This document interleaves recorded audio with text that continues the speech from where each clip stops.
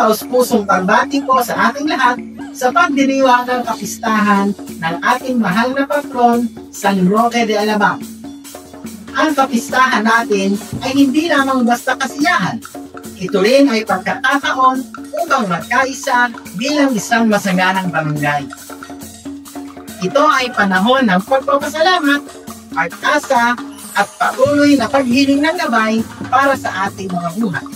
Iniimbitahan mo namin ang bawat isa na makiisa at makilahok sa araw ng kapistahan sa Sabado sa ika-7 ng umaga para po sa ating gagawing tradisyonal na karakol.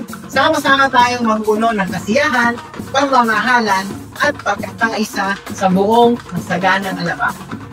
Muli, ako po si Kagawad Fred Taglio, taus-pusong naglilingkod para sa masaganang Alabang at bumabati po ng isang maligaya, kulay at mapagpalang kapistahan sa ating lahat.